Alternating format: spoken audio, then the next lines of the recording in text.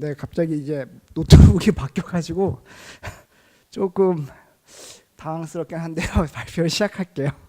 네, 저는 이제 카카오뱅크에서 그 빅데이터 소프트웨어를 이제 만들고 있는 이제 고재도라고 합니다. 그리고 현재 구글 디벨로퍼 익스퍼트로 그 웹테크 분야를 이제 구글의 이제 웹 기술을 우리나라에 전폐하는데 좀 힘쓰고 있어요.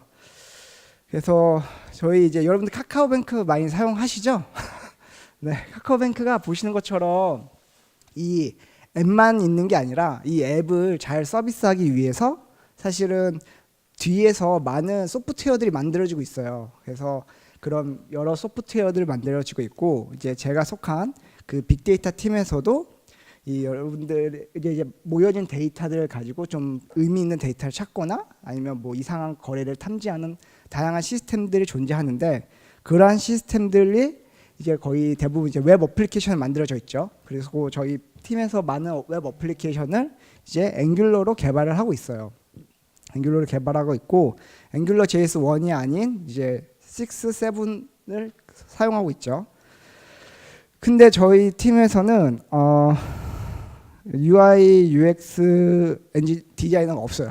그래서 다 제가 알아서 혼자서 하고 있는데, 그러면 이제 UI, UX 디자이너가 여러분들이 만약에 팀 내에서 그러니까 대외적으로 뭔가 고객이 사용하는 서비스가 아닌 팀원들이나 혹은 운영자들이 쓰는 툴을 만들 때는 여러분들 비슷한 고민을 할 거예요.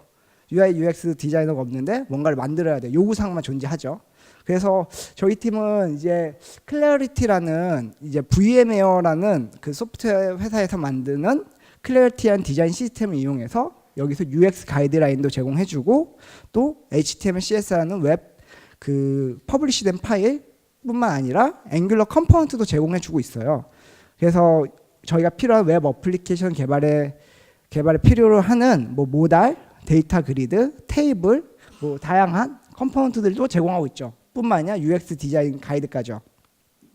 그러면 이제 한번 우리가 간단한 웹 어플리케이션을 이제 만든다고 쳐볼게요. 빅데이터 웹 어플리케이션이든 여러분들의 팀에 사용된 웹 어플리케이션 만든다 하면, 먼저 여러분들이 이제 앵귤러 다 사용하시죠? 네, 사용하시니까 여기 앉아 계신 거죠. 그래서 앵귤러로 프로젝트를 만들 때 앵귤러 커맨드 라인 인터페이스를 많이 사용하죠. 그래서 NGU에서 뭐 카뱅 빅데이터 앱 해가지고 프로젝트를 이렇게 만들 수 있어요. 이렇게 뭐 NGU 하면은 이렇게 요즘 세븐은 좀 좋아져서 좀 더 많은 거를 인터랙티브하게 만들 수 있죠, 프로젝트를. 그래서 카뱅 빅데이터 앱이라는 하나의 프로젝트를 이제 만듭니다. 네, 이렇게 하고 딱 잘 만들어졌어요. 그런 다음에 아까 봤던 클래리티를 우리가 셋업을 해야 되잖아요. 그러려면은 이 각각의 패키지들을 설치를 해야 돼요. 그래서 클래리티에 제공해주는 아이콘, 앵귤러, UI, 그리고 클래리티 아이콘은 웹 컴포넌트를 사용하기 때문에 구브라우저에게 폴리피를 제공하기 위한 커스텀 엘리먼트 패키지까지 설치를 합니다. 그 다음에 이제 angular.json을 수정을 해서 각각의 설치한 컴포넌트 그 이제 패키지들을 로드해야죠. 스타일은 angular.json에 이제 프로젝트 밑에 있는 스타일스라는 곳에다가 추가를 하고, 스크립트는 스크립트 영역에다가 추가를 합니다. 그 다음에 이제 앵귤러 모듈에다가 클래리티 모듈을 임포트를 해야지 우리가 클래리티에서 제공해주는 이제 컴포넌트들을 사용할 수 있는 거죠. 잘 이해되시는 거 따라오고 계시죠? 해서 설치를 하고 NG 서버로 띄우면 이제 내부적으로 이제 웹팩 같은 게 돌면서 패킹되면서 서버가 데브 서버 딱 떠요. 하지만 보이시는 거는 이제 보는 것처럼, 화면에 보는 것처럼 그냥 앵귤러 기본 샘플 화면만 떠요. 클래리티가 적용이 안 되어 있는 화면이 뜨는 거죠. 그리고 그냥 CSS만 적용돼서 뭔가 다 깨진 것처럼 보여요.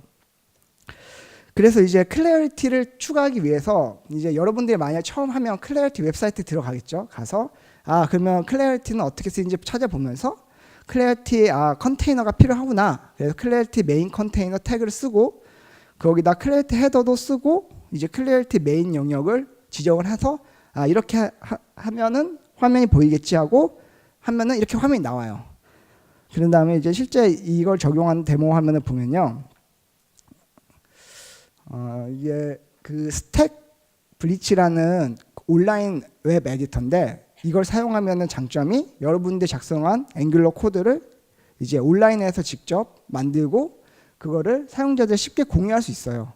그래서 이렇게 하나를 만들어 놓고 하면은 여기서 똑같이 대부 서버가 뜨면서 아까 봤던 툴이 이제 제가 작성했던 코드들이 동작을 해서 그거를 라이브하게 볼 수 있습니다. 그래서 보시면 클래리티를 적용을 하면 이런 식으로 부트스트랩 같이 부트스트랩에 이제 그 갑자기 단어가 기억이 안 나는데 반응형 웹을 지원하는 뭔가 내비게이션 처리 같은 것들이 다 잘 적용된 걸 볼 수 있죠. 근데 이제 여러분 다시 새로운 프로젝트 또 만들어요. 그러려면 어떻게 해야 되죠? 다시 또 엔진 뉴하고 카뱅 빅데이터 앱2를 하죠. 그래서 아까 제가 했던 모든 것들을 매번 반복을 해야 돼요. 그리고 이런 것들이 되게 어려운데 이런 거를 되게 쉽게 하기 위해서 나온 게 이제 앵귤러 6에 이제 ng add라는 그 이제 다른 커맨드가 나왔어요. 예전에는 ng new에서 프로젝트를 만들고 우리가 일일이 패키지를 설치했던 거를 ng add하고 clarity 앵귤러 하면 아까 했던 그 스크립트에 로드하는 거, 스타일에 적용하는 거, 그리고 그 모드를 임포트하는 모든 부분들이 자동으로 적용이 돼요. 하지만 여전히 뭐가 문제가 있냐면 첫 페이지는 저희가 코드를 인터넷상에는 이전에 만들었던 프로젝트에서는 복사해서 붙여 넣어야 됩니다. 근데 이것 외에 다양하게 많은 화면들이 있어요. 여러분들이 프로젝트를 하다 보면 어떤 패턴들이 보여요. 그래서 그 패턴들을 실제 여러분들이 하게 되면 거의 이제 이전 거의 화면에서 복사해서 붙여 넣죠. 저도 매번 그러고 있는데, 그리고 이제 첫 화면도 처음에 만들 때 그냥 깔끔하게 아까 봤던 메인 컨테이너가 적용되어져서 보여주면 되게 좋을 것 같아요. 그래서 이런 첫 화면도 이렇게 바로 만들어지고, 혹은 간단하게 하면 썸 메뉴까지 빨리 만들어질 수 있고, 어떻게 하면은 그냥 처음에 이렇게 그 앵귤러 클래리티 제공해주는 데이터 그리드까지 같이 적용된 화면이 한 번에 만들어지면 되게 빠르게 개발할 수 있겠죠. 그래서 그걸 위해서 나온 게 이 앵귤러 스키매틱스예요. 그래서 앵귤러 스키매틱스를 이용을 하면 제가 방금 말했던 부분들이 많이 이제 자동화가 되면서 편리하게 빠르게 개발 환경을 구축할 수가 있습니다. 그러면 앵귤러 스키매틱스는 어떻게 나왔냐면은 사실 앵귤러 스키매틱스는 앵귤러 CLI가 사용을 하고 있었어요. 왜 어떻게 사용했었냐면 우리가 ng-new 하면 어떻게 되죠? 패키지.json도 만들어지고 여러 파일들 막 만들어지죠. 그리고 관련된 앵귤러 프로젝트 그 패키지들이 npm 인스톨이 자동으로 다 돼요. 그래서 이 ng-new라는 키워드를 쓰면 스캐폴딩이 일어나게 되고, 또 ng-generate하고 우리가 컴포넌트를 만들겠다 하면 컴포넌트가 코드가 제너레이트 되고 어떻게 됐죠? 컴포넌트의 그 임포트 앱의 앱 모듈에 이제 자동으로 디클레이션까지 처리가 됐었죠. 그래서 이거를 스키매틱으로 만약에 이거를 생각을 해보면은 아까 봤던 그 ng-new를 하고 카뱅 프로젝트를 했을 때 그 코드가 생성되는 거를 코드를 생성하는 그 행위 자체를 이제 스키매틱스로 하게 되는 거예요. 그래서 예를 들면 우리가 카뱅 스키매틱스로 프로젝트를 만들겠다 라고 컬렉션을 이렇게 지정할 수 있고, 혹은 카뱅 스키매틱스에서 제공해주는 것 중에 데이터 그리드로 만들겠다, 어떠한 옵션에 의해서 라는 것들을 할 수 있어요. 그래서 스키매틱스는 이제 조금 더 자세히 보면은 이 여러분들이 제가 그랬죠, 파일을 만든다 그랬죠. 파일은 파일 시스템은 트리 구조로 되어 있죠. 그래서 하나의 파일의 트리 형태를 이 어떠한 룰에 의해서 다른 파일 구조의 트리가 만들어지는 거예요. 그래서 하나의 트리를 받아서 룰에 적용하면 새로운 트리가 만들어지는 거예요.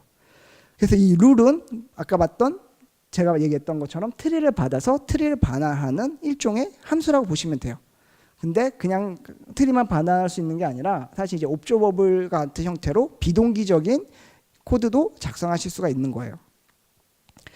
그래서 간단하게 먼저 용어 정리를 해드리면, 스키매틱스는 이제 앵귤러 CLI 내부에서 사용하고 있지만 우리에게 이제 뭔가 오픈된 형태로 너네들이 알아서 코드를 제너레이트하는 컬렉션들을 만들 수 있게 제공을 해주는 거예요. 그래서 컬렉션은 아까 봤던 이제 스키매틱스들의 모임이에요. 그러니까 스키매틱의 모임이 컬렉션이고 하나의 스키매틱은 트리를 받아서 룰로 바꿔준, 룰을 통해서 다른 새로운 트리를 만들어준, 그러니까 파일을 생성해주는 하나의 단위라고 보시면 돼요.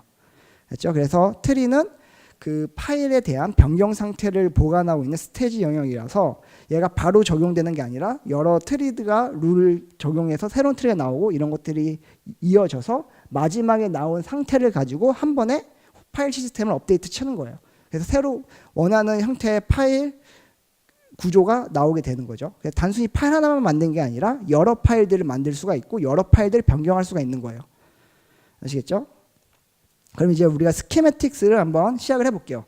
그래서 스키매틱스는 기본적으로 앵귤러에 앵귤러 스키매틱스 앵귤러라는 게 설치되어 있어요. 앵귤러 CLI에. 근데 우리가 카뱅 스키매틱스, 여러분 회사마다 고유한 스키매틱스를 만들거나 아니면 어떤 오픈 소스에 관련된 스키매틱스를 만들어 가지고 파일을 제너레이터를 할 수가 있는 거예요. 그러면 먼저 스키매틱스를 만드는 스키매틱스가 필요해요. 그러니까 스키매틱스를 만들기 위한 스키매틱스 커맨드 라인 인터페이스가 필요합니다. 그래서 이 앵귤러 데브 킷이라는 그 곳에서 이제 있는데 사실은 이 모든 패키지들이 어디에 있냐면 앵귤러 CLI에 있어요. 예전에는 이 앵귤러 데브 킷이라는 별도 레파지토리가 있었는데 이제 앵귤러 CLI에 통합돼서 이 코드들은 전부 다 앵귤러 CLI 내부에 있습니다. 그래서 이렇게 설치를 하고 하면 이제 스키매틱스라는 커맨드 라인 명령을 쓸 수 있죠. 그래서 스키매틱스라는 커맨드 라인의 다음에 이제 스키매틱스 명이 나오는데 이제 그냥 빈 프로젝트를 만들겠다라고 하고 이름은 빅데이터 스키매틱스를 하겠다라고 이렇게 명령어를 줄 수 있어요. 그래서 스키매틱스 블랭크 이름은 빅데이터 스키매틱 이렇게 하게 되면 이제 파일이 만들어지죠. 되게 적은 양의 파일이 만들어지고 프로젝트가 이렇게 쉽게 만들어져요. 그래서 가장 중요한 거 여기서는 보시면 소스에 collection.json이랑 소스에 빅데이터 스키매틱스라는 두 개의 폴더가 있어요. 그래서 이 소스의 빅데이터 스키매틱 폴더와 collection.json을 한번 보도록 할게요. 그래서 빅데이터 스키매틱스라는 폴더를 우리가 기본 프로젝트 만들면 기본 스키매틱이 하나가 만들어져요.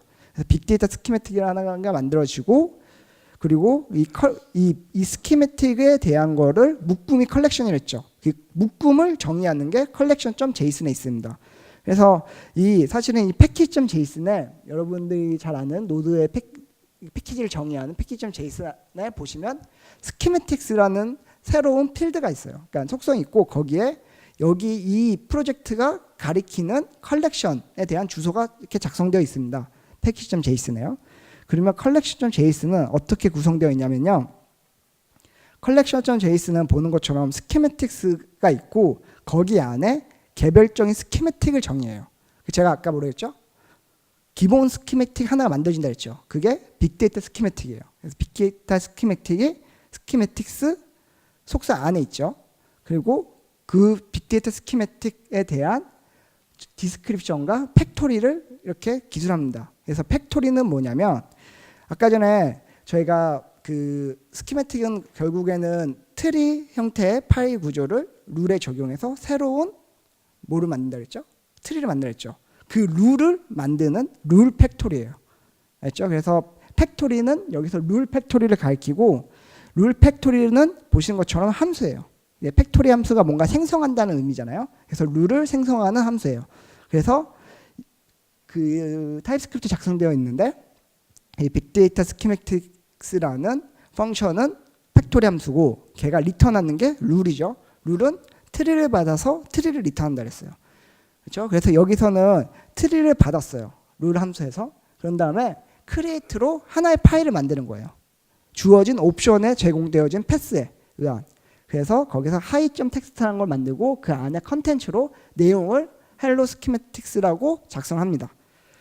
그런 다음에 이 스키매틱 프로젝트를 빌드를 한 다음에 이 스키매틱을 실행시키는 앵귤러 CLI에서는 스키매틱 실행을 제너레이트를 통해서 한다 그랬죠. 그래서 스키매틱 툴에서는 실행을 그냥 이 스키매틱을 뒤에다가 주게 됩니다. 그래서 현재 프로젝트에 그 콜론의 의미가 현재 프로젝트 안에 있는 빅데이터 스키매틱스라는 거를 실행하겠다. 옵션으로 패스로는 현재 경로를 줍니다. 그럼 이렇게 주게 되면 이제 빌드를 하고 하면은 이제 타입스크립트 컴파일이 일어나고 스키매틱으로 커맨드 라인 인터페이스 이용해서 현재 프로젝트의 빅데이터 스키매틱을 실행시키겠다. 그리고 패스로는 현재 경로 주겠다 하면 현재 경로에 하이텍스트가 안 만들어져요. 안 만들어져요. 그래서 여기서 저도 하다가 보니까 왜 안 만들어지지 했는데 디폴트 옵션이 안 만들어지는 거예요. 이걸 만들어지게 하려면 드라이 런 폴스를 직접 줘야지 파일이 직접 생성돼요. 그러니까 이 스키매틱이라는 거는 그냥 한번 여러분들이 개발하는 툴이고 실제 코드를 제너레이트 하는 건 어디서 해야 되죠? 이 스키매틱을 적용한 프로젝트에서 하는 거예요. 그래서 이게 어떠한 파일이 만들어지는지 어떠한 상태가 바뀌는지만 보는 거고 하는 게 드라이 런이 디폴트로 되어 있습니다. 그럼 이제 우리가 어떻게 스키매틱을 만드는지 봤죠. 그럼 실제로 한 모델을 한번 만들어 볼게요. 우리가 프로젝트에서 자주 사용하는 모델들을 만드는 스키매틱 하나 만들어 볼게요. 그럼 여기에 우리가 모델이라는 스키매틱을 추가합니다. 밑에 추가됐죠. 밑에 추가됐는데 여기에 스키마라는 게 있어요. 아까 전에 팩토리가 뭔지 봤는데 스키마는 이제 처음 보죠. 이 스키마는 제가 아까 옵션을 줄 수 있다 그랬잖아요. 그러니까 커맨드 라인에 오른쪽에 그 대시하고 우리가 옵션을 주잖아요. 파라미터들을 주는데 그 파라미터에 대한 스키마예요. 어떠한 파라미터를 전달할 수 있는가. 그래서 스키마.json을 보면 제가 두 개의 파라미터를 전달할 수 있게 했어요. 네임과 props. 그래서 프로퍼티와 네임을 전달받는 거예요. 그래서 이 만들 모델 클래스의 이름은 뭐냐. 그리고 거기에 들어가는 속성들을 문자 형태로 받겠다. 그리고 이름은 무조건 줘야 된다라고 required를 줍니다. 그래서 프로퍼티와 이제 필수 속성, 필수 옵션들을 여기다 이렇게 작성합니다. 그런 다음에 이거를 우리가 얘는 JSON 파일이기 때문에 그 앵귤러 CLI의 스키매틱 엔진이 있는 파일이지 저희가 코드상에서는 몰라요. 맞죠? 그래서 코드상에 뭔가 타입스크립트를 잘 활용하려면 하나의 타입을 정해놓으면 좋죠. 인터페이스를. 그래서 인터페이스로 네임을 줍니다. 네임은 필수니까 그냥 주고 props는 옵셔널하게 줍니다. 그래서 플러스는 빠질 수가 있으니까. 그래서 이렇게 인터페이스 하나 정해 놓고 이 룰 팩토리에서 옵션스에다가 저희가 정의한 그 타입을 작성을 하는 거예요. 그래서 룰 팩토리 맨 상단에 모델이라는 우리가 하나 룰 팩토리를 만들었고 그러니까 모델 스키매틱 룰을 만드는 하나의 팩토리에서 옵션을 전달하는데 이때 타입은 모델 옵션이다 라고 이렇게 정의를 하게 됩니다. 그런 다음에 한번 우리가 실제로 하기 전에 이 옵션이 어떻게 들어오는지 한번 확인해 보고 싶어요. 그러면은 옵션에 프랍스로 우리가 전달하는 옵션은 문자열 오죠. 근데 문자열은 그냥 약속을 하는 거예요. 그냥 컴마로 프로퍼티를 구분하고 각각의 그 타입으로 이제 왼쪽은 그 필드명, 오른쪽은 필드 타입. 어노테이션을 타입스크립트에서는 저렇게 오른쪽에 적성하니까 이거에 의한 배열을 하나 만드는 걸 하나 한 다음에 얘를 한번 출력을 해보는 거예요. 그래서 프랍스가 제공하면 이거를 우리가 원하는 형태로 변경한 다음에 이 컨텍스트라는 곳에서 로고를 이용하면 이 우리가 이제 쓴 그 타입 인포로 로깅을 할 수가 있어요. 로깅을. 그런 다음에 이 우리가 만든 스키매틱스를 적용할 간단한 프로젝트 하나 만들게요. 이제 빅데이터 앱이라는 프로젝트를 만들고 여기다가 우리가 아까 만든 그 빅데이터 스키매틱스를 그 npm 링크로 연결합니다. 우리가 만든 이 빅데이터 스키매틱스 프로젝트를 뭐 프라이빗이나 레파지토리 호스팅하지 않고 그냥 간단하게 하려면 링크를 통해서 할 수 있죠. 그래서 아까 여기 만든 빅데이터 앱에다가 이 프로젝트를 링크를 한 다음에 한번 이 빅데이터 스키매틱스의 모델을 제너레이트를 하는 거예요. 이제 이렇게 우리가 연결해 놓으면 이 빅데이터 스키매틱스가 이제 우리가 우리가 만든 프로젝트에서 쓸 수가 있게 되는데 이때 제너레이트를 통해 가지고 그 왼쪽에는 아까 얘기했던 컬렉션명. 그래서 빅데이터 스키매틱스라는 컬렉션에 있는 모델이라는 스키매틱을 실행하겠다라고 합니다. ng 많이 써봤죠? ng 제너레이트. 대체로 앵귤러는 제공해준 기본 뭐가 있죠? 컴포넌트, 뭐가 있었죠? 뭐 클래스 되게 많이 있죠. 서비스, 그런 게 인터페이스 많이 있었죠. 그거 대신에 우리가 만든 스키매틱이 들어가는 거예요.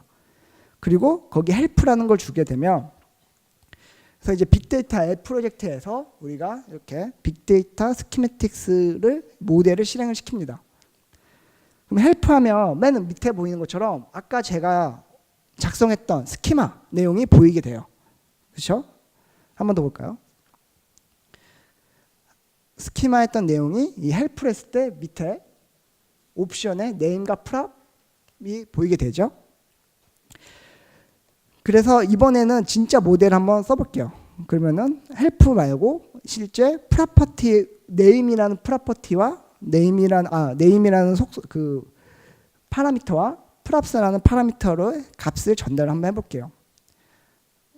그러면은 다시 똑같이 제너레이터로 빅데이터 스키매틱 하고 모델 스키매틱에 네임을 테스트로 주고 그 프로퍼티를 이제 이렇게 키 밸류 그 키와 타입, 그러니까 프로퍼티 명과 타입을 컴마로 구분해서 전달합니다. 그러면은 이 프랍스랑 보시면 그 옵션들이 잘 전달돼서 위에 보이는 것처럼 로깅이 잘 된 걸 볼 수 있죠. 이제 로깅을 처리를 다 했는데 여기서 옵션에 대해 한 가지 더 볼 수 있는 게 이 옵션에 디폴트 처리를 할 수 있어요. 아까 전에 봤던 그 name이라는 거는 기본 값으로 줄 수 있어요. 기본 값을 줄 때 이렇게 소스를 아규먼트로 하고 인덱스를 0으로 하면 우리가 대시하고 파라미터가 아닌 그냥 그 다음 인자로의 인덱스를 통해서 전달할 수 있어요. 이렇게요. 그래서 그냥 대시 네임 다 쓰기가 매번 힘드니까 그냥 앵귤러 CLI처럼 그냥 그 이름, 컴포넌트 명을 이렇게 줄 수가 있습니다. 그러면 이렇게 우리가 실제 모델을 만들어야 되는데 우리가 모델을 어떻게 만들 수 있을까요? 파일을 만들려면 다양한 방식으로 만들 수 있겠죠. 그냥 텍스트로 작성할 수도 있고 어떠한 특정한 템플릿을 통해서 만들 수도 있고 혹은 우리가 지금 만들려는 모델은 사실은 클래스잖아요. 근데 앵귤러 CLI에서 제공해주는 제너레이터 중에 뭐가 있죠? 클래스가 있죠. 그래서 ng하고 클래스 하면 그리고 클래스 명을 주면 클래스가 만들어져요. 실제 그거를 이용을 하는 거예요. 그래서 앵귤러가 제공을 해주는 기본적인 스키매틱스는 이 스키매틱스 밑에 앵귤러에 있어요. 그래서 스키매틱스 앵귤러를 우리가 만든 프로젝트에 인스톨하고 이렇게 익스터널 스키매틱을 하는 걸 이용을 해서 우리가 외부 스키매틱스를 호출할 수 있어요. 그러니까 여러분들이 처음부터 하나부터 10개 다 만들 필요가 있는 게 아니라 외부에서 만들어 놓은 거를 재사용해서 쓸 수가 있는 거예요. 그래서 앵귤러가 제공해주는 기본 스키매틱은 클래스를 이용을 하는 거예요. 이 클래스에다가 이용을 하는데 이때 제가 그랬죠. 스키매틱은 계속 얘기하죠. 트리를 받아서 룰을 적용해서 새로운 트리를 만들어요. 그러면은 익스터널 스키매틱을 하면 뭐가 나오냐면 새로운 트리가 나오죠. 이 트리를 그냥 끝내면 안 되잖아요. 이 트리 이용해서 우리가 적용한 룰을 또 적용을 해야 돼요. 그러면 이게 여러 개의 스키매틱스가 어떻게 되는 거죠? 체인이 되고 있는 거예요. 이어지는 거예요. 그래서 이거를 이어지게 할 수 있게 제공해 주는 게 이 체인이라는 겁니다. 그래서 체인을 하고 배열로 여러 개의 룰들을 주게 돼요. 알겠죠? 그래서 여러 개의 스키매틱 혹은 룰을 주는데 보시면 익스턴 스키매틱을 주면 새로운 트리가 나오고 그 두 번째 인자로 저희가 작성한 것에다가 우리가 이제 뭔가 코드를 작성할 수 있어요. 그럼 여기서 먼저 이 트리에 있는 내용을 읽어요. 기본적으로 우리가 네임을 주게 되면 일단은 이거는 저희가 데모용이니까 간단하게 이런 파일에서 파일이 만들어질 거다라고 가정을 하는 거예요. 그래서 이름을 만약에 뭐 헬로 주면은 소스 앱 폴더 밑에 hello.ts가 만들어지는 거죠. 그리고 그 안에 있는 컨텐츠를 읽는 거예요. 그걸 읽어서 그 컨텐츠가 있으면 그 내용이 있으면 그걸 가지고 그 안에 있는 내용을 저희가 그 뭐 원래 만들면 클래스 명이 만들어지고 중간에 한 칸 띄고 마지막에 그 블락이 닫혀요. 그래서 그 사이에다가 우리가 만든 프랍스를 끼겨 넣는 거예요. 그렇게 할 수 있죠. 그래서 프랍스를 끼겨 넣는 코드인데 그냥 간단하게 그냥 텍스트 부분을 찾아서 리플레이스 시켜버렸어요. 그런 다음에 그 내용을 오버라이트를 하는 거예요. 그래서 트리.점 오버라이트를 하면 소스 앱에 뭐 hello.ts에 우리가 만든 새로운 텍스트로 오버라이트를 해버릴 수가 있어요. 그런 다음에 다시 한번 우리가 모델이라는 폴더 밑에 유저라고 해놓으면 모델 폴더 밑에 유저라는 파일을 찾게 되는 거죠. 소스 앱에. 그래서 이렇게 한번 실행을 시키면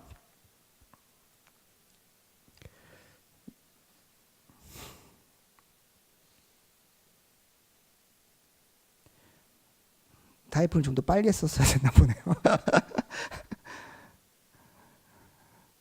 이렇게 네임에 모델 유저를 주고 프랍스를 이렇게 주고 실행시킵니다. 그러면은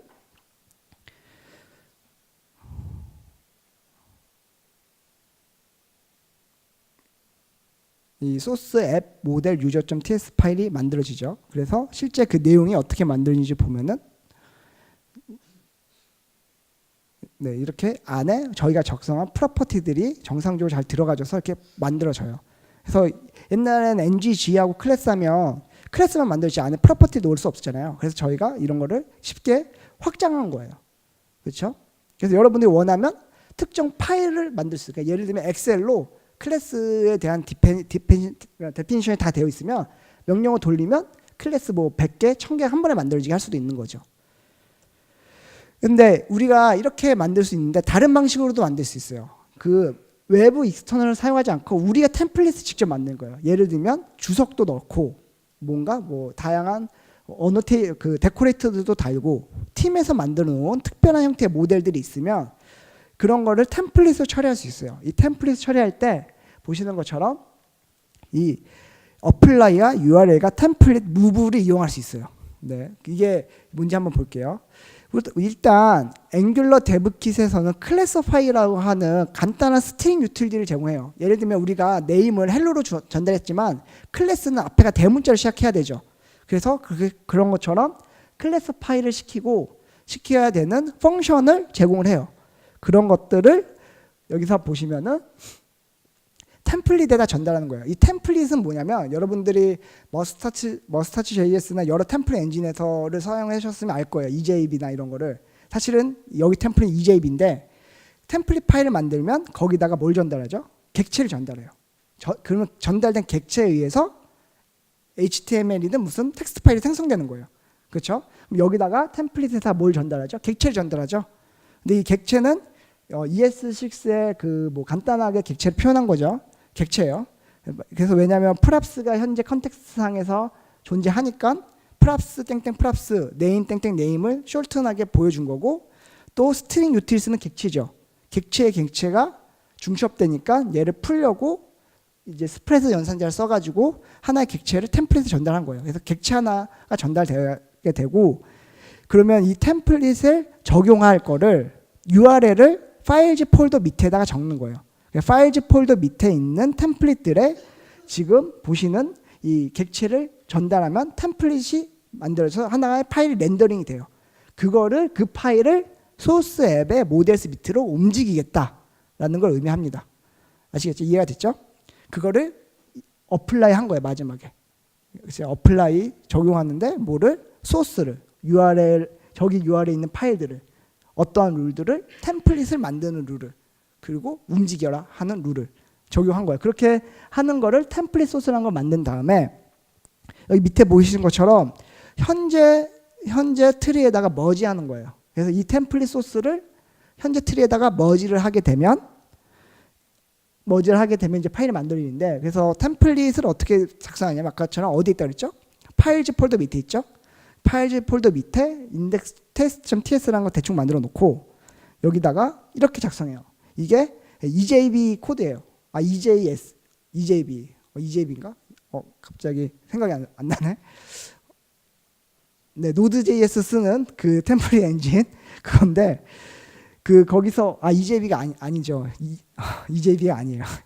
하여튼 거기 템플릿 템플릿 코드 작성할 때 그 코드를 이용하는 거예요. 그 템플릿 엔진을 이용하는 건데 그래서 여기 보시면 저렇게 뭐 꺽쇠로 뭐 퍼센티지라고 실행되는 걸 하면은 저 클래스파이 함수를 실행해서 전달된 그 텍스트가 저기에 이렇게 들어가죠. 인터폴레이션이 되는 거예요. 그리고 프랍스 저렇게 우리가 실제 자바스크립트 코드도 저기 작성할 수 있어요. 그래서 아마 Node.js 쓰셨으면 이거에 되게 익숙하실 거예요. 그래서 이렇게 하나를 템플릿 작성을 한 다음에 했어요. 근데 아까 전에 우리가 만든 게 테스트라는 파일이었죠. 근데 실제 파일명도 바꿔야 되잖아요. 그래서 파일명을 바꾸기 위한 간단한 이제 대셔라이즈라는 펑션을 제공해줘요, 앵귤러에서. 그래서 우리가 사실은 헬로하고 카멜로 작성하면 이거를 대시 기반으로 바꿔야 되거든요. 그래서 이런 식으로 작성을 하면 지금 네임은 우리가 아까 전 템플릿에 전달된 객체 키예요. 그렇죠? 그럼 파일명이 전달된 네임으로 만들어져요. 예를 들면 헬로 하면은 헬로로 만들어져요. 하지만 그냥 우리가 헬로하고 중간에 카멜 케이스 형태로 이제 헬로 월드 했는데 월드를 대문자로 적었어요. W만. 그럼 헬로 월드 카멜 케이스인데 얘를 헬로 대시 월드로 바꾸고 싶은 거예요. 그럴 때 그 함수를 적용한다는 게 저게 골뱅이를 통해서 대시얼라이즈를 하면 저 대시얼라이즈 함수에 전달된 스트링이 가고 반환된 걸로 파일명이 만들어지는 거예요. 아시겠죠? 그래서 언더바로 시작하고 언더바로 끝나고 그 사이에 뭔가 템플릿 코드 작성하는 거예요. 그래서 이걸 똑같이 실행을 시키면 똑같이 실행을 시키면 이제 아까 한번 똑같이 실행을 시켜볼게요. 실행을 시키면 우리가 프로덕트라는 파일을 만드는데 모델을 만드는데 아이디와 프라이스와 뭐 이러한 프로퍼티로 만들게 됩니다. 그러면 똑같이 파일이 정상적으로 만들어지고 이제 모델스 밑에 만들어지게 되는 거죠. 우리가 모델스 밑으로 이동시켰으니까. 그리고 우리가 만든 템플릿에 의해서 코드가 만들어져요. 지금까지 모델을 만들었는데 우리가 실제 이제 아까 제가 만든 카뱅에서 만약에 빅데이터 팀에서 클래리티를 매번 설치하고 첫 화면에 그 아까 말씀드렸던 클래리티 컨테이너가 한 번에 만들어지게 하고 싶어요. 그러면 우리가 아까 전에 뭘 했었죠? ng add를 하면 클래리티 설치됐었죠. 사실은 그 ng add도 스키매틱이에요. 우리가 그거를 바꿀 수 있어요. 어떻게 바꾸냐면 ng add라는 스키매틱을 만들면 우리가 ng add 하면서 컬렉션을 주면은 이게 그냥 실행이 돼요. 무조건. 약속한 스키매틱으로. 그래서 ng add로 주면 그냥 얘가 실행돼요. 뭐가 실행되죠?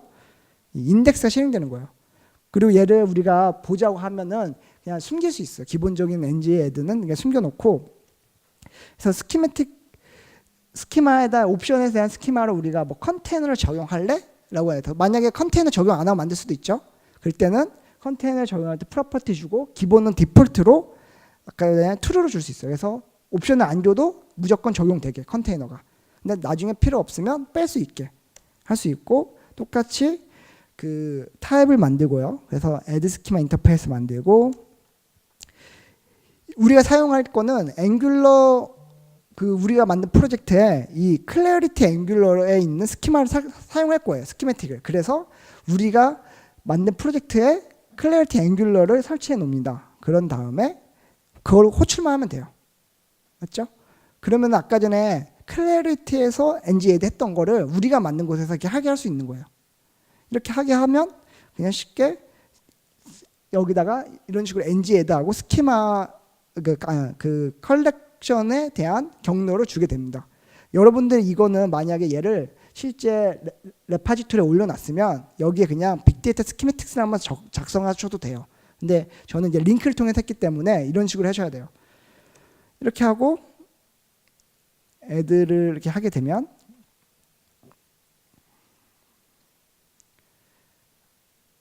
배속을 2배로 할 걸 그랬어요. 답답하네. 계속 보고 있기에. 보시는 것처럼 앱전 모듈이 업데이트가 됐다가 나오죠. 클래리티 모듈이 자동으로 처리가 돼서 업데이트가 되고 클래리티 설치가 된 거예요. 그래서 앱전 모듈 확인해 보면 이런 식으로 자동으로 추가가 되어져 있어요. 왜냐하면 클래리티의 ng add를 우리가 실행시켰으니까. 근데 우리가 이제 컨테이너도 적용해야죠. 그러면 이 컨테이너에 대한 아까 전에 제가 보여드렸던 이 코드를 파일즈 밑에다 만들어요. 템플릿을 만들고 얘를 그냥 아까 배웠던 템플릿을 어플라이 한 다음에 소스 앱으로 움직여요. 근데 이때 약간 클래리티가 문제가 있는 게 이 스키매틱에 문제가 있는 게 이 어플라이 머지 윗을 할 때 사실은 앱.component.html 있죠. 컴플리트 나요. 그래서 얘를 처리해 줘야 되는데 지우고 머지를 한다고 하면 돼요. 파일을 지워버리고 파일을 만드는 거예요. 그러면 알아서 어떻게 되냐면 업데이트로 나와요. 딜리트라고 나오지 않고 업데이트로 나와요. 그러니까 왜냐하면 얘는 파일을 바로바로 변경하는 게 아니라 마지막에 최종 봄 한 번만 하는 거예요. 그래서 보시는 것처럼 업데이트 어떻게 나오죠? 앱 컴포넌트.html 나오죠. 여기에 업데이트로 나오죠. 그래서 이게 잘 적용된 걸 보실 수 있어요. 그래서 이제 마지막으로 우리가 이제 데이터 그리드 스키매틱만 한번 적용해서 만들게요. 그래서 계속 스키매틱을 만드는 거 보여주는데 이런 데이터 그리드를 자동으로 만들고 싶어요. 그러면 어떻게 하죠? 되게 쉽죠? 그냥 데이터 그리드 스키매틱 만들고 제이슨 추가하고 프로퍼티로 그냥 아까 전에 프랍스, 네임, 뭐 서비스도 자동으로 할래도 만들고 인터페이스도 추가하고 매번 같은 일을 반복하고 있죠. 그리고 이제 룰 팩토리를 만들어주면 돼요. 룰 팩토리에 그냥 간단하게 템플릿 그 소스로 동일하게 템플릿 처리를 하면 돼요. 그래서 여러 템플릿을 만들어 놓는 거예요. 보시는 것처럼 컴포넌트, 데이터 그리드 컴포넌트, 데이터 그리드 컴포넌트 TS 파일, HTML, TS 만들고 각각의 클래리티에 필요로 하는 데이터 그리드에 필요한 코드들을 이런 식으로 템플릿 작성합니다. 그래서 컴포넌트.html, 컴포넌트.ts 이렇게 두 개를 만들어 놓고 똑같이 이렇게 데이터 그리드를 실행을 하면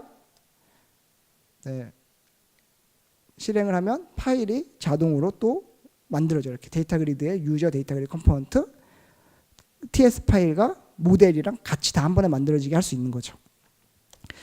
그러면 이 두 개의 파일이 이렇게 잘 만들어집니다. 그래서 유저 데이터 그리드, 유저라는 우리가 데이터 그리드 만들면 유저 프롭 모델도 만들어지고 유저 데이터 그리드도 저렇게 만들어져요. HTML, TS. 근데 여기서 가장 큰 문제 하나 생겼어요. 뭐가 빠졌죠? 우리가 컴포넌트를 만들면 뭘 해야 되죠? 모듈에 디클레어 해야 되죠. 그래서 선언이 안 됐다가 나와요. 그래서 열심히 만들었지만 모듈이 선언이 안 돼서 우리가 실질적으로 뭐 할 수가 없어요. 뭔가 에러가 나서 손으로 일일이 다 수작업을 해줘야 되죠. 그래서 이런 식으로 근데 앵귤러 CLI 컴포넌트 만들면 뭘 해줘요? 디클레이션 해줘요. 그럼 여러분들이 잘 생각하면은 앵귤러 CLI 거를 코드를 분석하는 거예요. 분석하고 싶다. 네, 이 코드를 보면은 엄청 복잡해요. 저도 이걸 분석해서 하려다가 포기했어요. 왜냐하면 이걸 까면 뭐까지 하냐면 타입스크립트 컴파일을 하면서 코드 분석을 하고 라인을 찾아서 거기에 막 추가시키는 부분들이 엄청 많아요. 그래서 보시면 타입스크립트를 막 써서 AS 만들고 막 구문 분석을 하는 거예요. 너무 어려워서 우리가 아주 간단하게 할 수 있죠. 그냥 뭘 하면 되죠? 앵귤러 컴포넌트 만드는 걸 실행시켜버리면 되는 거예요. 만들라고 실행시켜버리는 거예요. 그냥 컴포넌트 만든 다음에 그 이후에 그 파일 지워버리고 우리 걸로 엎어 쓰는 거예요. 그러면 되게 쉽게 할 수 있죠. 그래서 이렇게 해서 쉽게 만들 수 있었습니다. 그래서 여러분들이 지금까지 스키매틱을 되게 쉽게 통해서 프로젝트를 쉽게 구성할 수 있는 걸 배웠는데, 그래서 제가 만든 프로젝트가 이 빅데이터 스키매틱스라는 프로젝트를 깃허브에 올렸어요. 그래서 여러분들 한번 코드를 보고 여러분들가 원하는 형태로 프로젝트에서 매번 저처럼 복사 붙여가지 말고 하나의 뭔가 패턴을 만들어 가지고 코드 제너레이션을 쓸 수가 있습니다. 그래서 뭐 이런 것들을 더 참고해 보시면 좋고요. 여기에 제가 참고했던 코드들에서 앵귤러 스키매틱도 참고해 보고 그 외에 만든 다른 사람들이 만든 것도 참고해 보시면 됩니다.